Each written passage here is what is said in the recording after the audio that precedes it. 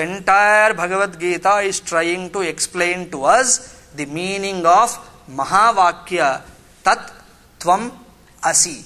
Thou art that. What that?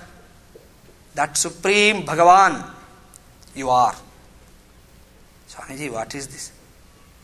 No one says like that. Only you are telling. No, I am not telling. Shastra says, Tattvamasi. You are God. You mean, really I am God? Yes. Really you are God. Obvious that, Swamiji, I am. God is all pervasive. I am not even all pervasive. How?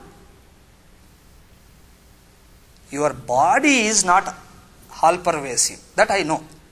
So I am not telling your body is God. Oh, okay. God is omniscient. And me, little fellow, I don't know how to write that spelling.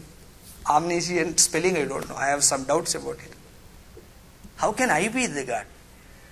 Your mind and buddhi has no capability of all those things. I am not talking about your mind and buddhi. So, body, mind and intellect, I am not talking about that. When I say you, I just mean you.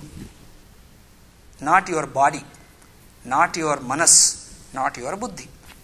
Body, mind, intellect, atita, tvam, tatasi, tat, tvam, asi. You are that. I am not taking you as a wave, but as the H2O. Wave is a ocean. When I say, you should use your intellect to decipher it properly. Wave can never be an ocean. Wave is born and gone. Wave is just now there and just now gone. Ocean will not. But deliberately when I use that word, wave is the ocean, I mean the H2O in the wave, H2O in the ocean are one and the same. So the Chaitanyam in you, the Chaitanyam in Ishvara are one and the same. So Chaitanya Rupena. So this is called great equation. Somebody very beautifully coined this word, great equation. That you are God. So last word. Anything about you is less than this, right? Anything about you. You are a noble laureate. Very less. Your God is more great than anything else. So Veda says you are that great entity. So how to realize that I am that? Shastra has its own way of teaching us. Like there is one equation of Einstein, E is equal to mc square. How much time it takes to learn that, understand that. It's not that easy that E is equal to mc square, I by-hearted it and now I have understood it. No. By-hearting is easy. Understanding takes lot of time and lot of scholarship and there is a methodology involved in teaching that. Right, sir? Like that, Tattvamasi is also an equation wherein the Jiva, this negligible fellow, is equated to all-knowing, all-pervasive Bhagavan himself. There is a great equation and equation's purpose is that we use an equation where there is apparent difference, seeming difference is there, we use that equation. No one say 8 is equal to 8. 9 is equal to 9. 1 is equal to 1. Is there any fellow to say that? But 10 minus 1 is equal to 8 plus, or say 7 plus 2. Their equation is needed because 10 is different, minus is different, 1 is different, 7 is different, something is different, plus is different, 2 is different. So different they look. But they are they different? No. They are one. So equation is used only when there is a difference. So obvious it is that when I see a Jiva like me and think of Parameshwara, there exists a difference. 100% exists a difference. Still, in some sense there is no difference. That teaching is called Vedanta Shastra. Tat Tvam Asi. That thou art. You are verily that. And Bhagavad Gita tries to give that. To understand E is equal to mc square, I need little knowledge. I have to go to the college and expose myself to the physics knowledge and thus I can get. But to understand this equation and derive the benefits of it, mere going to a college or a place where it is being taught is not enough. It requires a lot of transformation in our day-to-day life. Understand, sir? So physics discipline is not just enough here. We need some more things here. Because physics being an objective science, it has a discipline which is in keeping with that objective aspects. But this Tattvamasi is being a subjective science, which is beyond the reach of any science other than Vedanta Shastra. No science can go to that aspect of I. So here we need a discipline which is in keeping with that. And that discipline is called Indian culture. Indian culture is not a discipline for social living together. If I am marrying a girl, it is to understand this Tattvamasi. It may sound very confusing and astonishment may come, but this is correct. I marry somebody only to understand I am God. Because for us, institution of marriage is not to satisfy mere carnal desires, some biological satisfaction, but we have our own definition of marriage. Marriage is a religious institution sanctioned by a religious ceremony for the purpose of religious growth. That is why your marriages are done before Agni. Vaidika karma, that is. And Vivaham is out of Shodasa samskara, one important samskara. So why Vivaha? I can just go to court and sign. And I heard that in America we have drive-in marriages also. Las Vegas. Yes. So like that I just go and sign something. And people do ask me, young children ask me, Swamiji, what is this? All this paraphernalia, inviting all these people and involving every fellow. If you observe our traditional marriage, a barber is involved, a tailor is involved, and what not, who is not involved you can see. Every person is involved in that. So why all these things? I can just love my wife and we sign and put garlands on each other, there ends the matter. That fellow is thinking in those lines, not just because of the influence of Western idea or Western concept, but it is because of the lack of understanding of the Indian culture which is designed for moksha, which is designed for this understanding. If I am to speak on that, my friends, I tell you, 10 days I will speak on only that subject. How every samskara of ours, right, not even from birth, right from conceiving, garbhadhanam, there is a process called garbhadhanam, wherein the baby is conceived because of that. So beginning from garbhadhanam to antyeshti, another kriya wherein your body is offered to Bhagavan in the form of a funeral pyre again. Funeral pyre is also yajna. Ishti means yajna. Putra kameshti. Have you not heard that?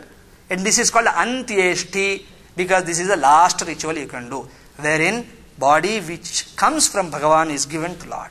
And Agni is called, why only to Agni, why not to something else? Agni is the courier service, professional courier, to take everything to God. So Agni is called that medium who takes all this to God. So like that, whole Indian culture, the way of living is designed to qualify myself or qualify an individual to realize this knowledge. So that culture, that infrastructure is called Veda Purva. That is called way of life. You might have heard this word. Hinduism is not a religion. Hinduism is a way of life. And people don't, they talk all idiotic things. My question is not Islam a way of life? Is not Christianity is a way of life? They don't have way of life or what? Please tell me. Is not communism a way of life? Is not Naxalism a way of life? What is not a way of life, you tell me? And we fellows, we don't think. Somebody says it's a way of life. Hinduism is way of life, way of life, way of life. What way of life, you stupid fellow? Hinduism is a vision of life. And because we have a vision, So we have a way. Without vision, there is no way. Without vision, there is no way to have a way. So like that, Veda Purva is way of life for Vedanta, the vision of life. Vedanta is this Tattvam Asi, you are that. To realize I am that. I am not just a jiva who comes and goes. I am beyond all these things, yet transact as though. For that knowledge, I have a pattern of life too, wherein my life is regulated by Veda, not by my mind. That is why we have a funny saying which reads like this in Telugu. Matini anusarinchevadu vanarudu. Mati anusarinchadam ante whatever comes to my mind I do. Swechhacharam, Ishtacharam. Hey, why you did like this? For a change. That's the only answer. You used to eat chocolates before, now why you are eating a wrapper? Change, for a change. My mind felt like that. So that fellow is called Vanaraha.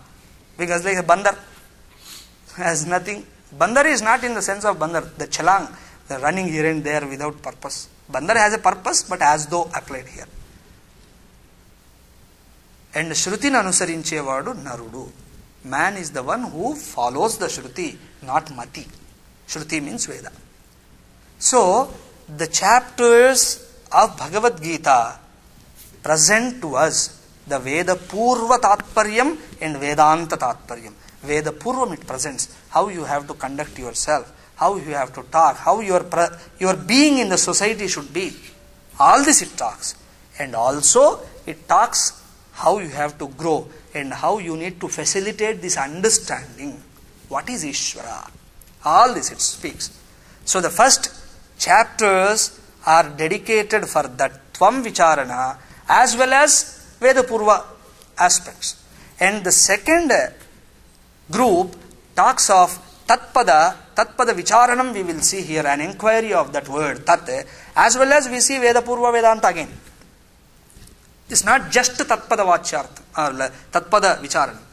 So the last 6 also will follow the same thing. So Veda Purva and Vedanta are mixed here, blended here so perfectly to give us a easy way, to give us a easy chance to follow that. That is why every end of the chapter, every chapter, we say, Iti Srimad Bhagavad Gitasu Upanishadsu, then Brahma Vidyayam Yoga Shastre. What is Brahma Vidya? Vedanta. What is Yoga Shastra? Veda Purva. Yoga Shastra do not mean some Patanjali Yoga Shastra. Patanjali Yoga Shastra is not accepted lot of places. Only to that Yama Niyama Asana Pranayama Pratyahara Dharana Dhyana Samadhi we accept, that's all. Patanjali Yoga Darshanam. But beyond that which we don't accept. When Patanjali says that there is a one Kundalini which rises to the Sahasrara, then you will become Mukta Purusha, that we don't accept. Because moksha is realizing myself to be the infinite. And infinity is not made. Is there any fellow who made the infinity? Anything made is finite. And finite can yield a finite result. Because it has a beginning and end in time. Which is subjected to the onslaught of time, can never take you beyond time. That is why Upanishad Pramanam we have Nasti Akritaha Kritena. Akritaha, that which is not made. Nasti, in this world it is not there. I see the world, only I see things which are made. Including my body, including my buddhi, etc. They are all made. And made things can give you some happiness which is again made, which is confined to time and space. And moksha is realization that all this is not there, I am eternal. And eternal is never produced. Is it? Maths people can talk now. Eternal is produced. If I say, they will laugh at me, poor Swami. Maybe failed in mathematics.